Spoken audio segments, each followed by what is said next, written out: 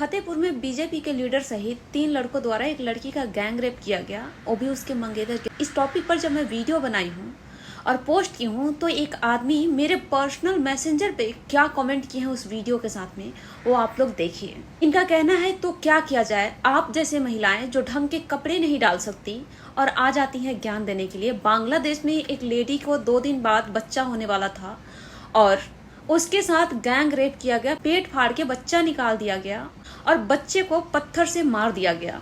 उस पर आप कुछ नहीं बोलती हैं, लेकिन आपको ये सारी चीजें दिखती हैं।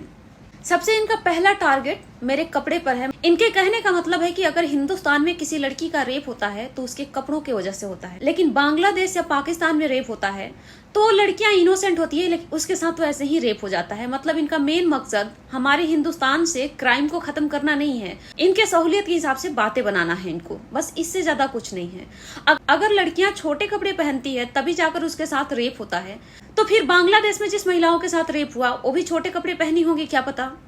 पाकिस्तान में अगर किसी लड़की के साथ रेप होता है वो भी छोटे कपड़े पहनी होंगी मे बी, लेकिन नहीं, वहां पर अगर किसी लड़की के साथ में रेप हुआ तो वो लड़की इनोसेंट थी, क्योंकि वो हिंदू लड़की थी और मुस्लिम के द्वारा किया गया, क्योंकि ये सब मुस्लिम मेजोरिटी कंट्री है।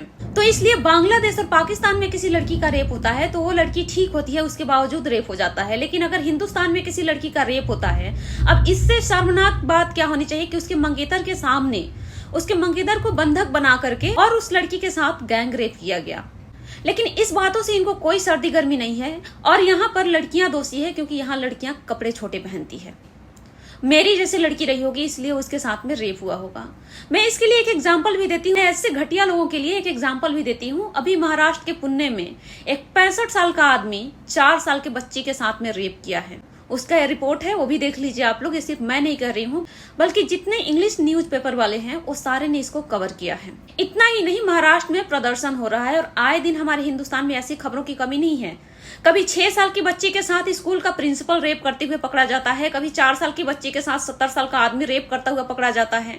तब उस समय आपका दिमाग कहाँ चला गया रहता है? तब वो नहीं सोचते कि क्या वो 4 साल की बच्ची क्या पहन के घूम रही थी कि उसके साथ में रेप हो गया, लेकिन उस पर इनका कोई कहना नहीं है। हिंदुस्तान में हर जगह पे लड़कियों का रेप हो रहा है, उससे इनको कोई मतलब नहीं है। लेकिन बांग्लादेश में क्या हो रहा है, पाकिस्तान में क्या हो रहा है, चाहे अमेरिका में क्या हो रहा है, इनको इससे मतलब है। मतलब मेरे खुद के घर शीशे का हो, हम दूसरे के घर में पत्थर मारने चलते हैं। भाई साहब, ऐसे कंडीशन में मैं आपको यही कहूंगी कि अगर आपको बांग्लादेश से इतना ज्यादा मोहब्बत है, पाकिस्तान के हिंदुओं से इतना ज्यादा मोहब्बत है, तो बांग्लादेश में जाकर के हिंदुओं को बचा क्यों नहीं लेते हैं? पाकिस्तान में जाकर हिंदुओं को बचा क्यों नहीं लेते हैं? आप यहाँ पर भाषण देने में क्यों लगे हैं कि बांग्लादेश में हिंदुओं के साथ गलत हो रहा है, चाहे पाकिस्तान में हिंदुओं के साथ गलत हो रहा है?